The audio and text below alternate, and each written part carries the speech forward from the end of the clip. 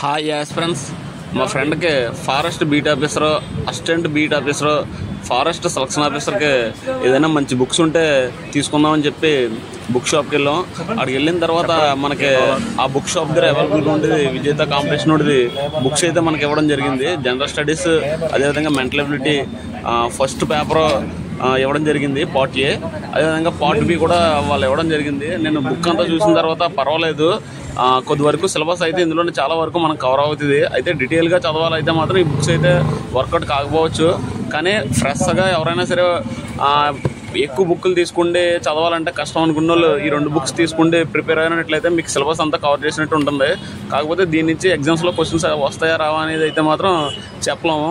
కానీ ఇందులో పూర్తిగా సిలబస్ అయితే కవర్ అయి ఉంది, మరియు మనకి కంటెంట్ కూడా చాలా వరకు కవర్ అయింది.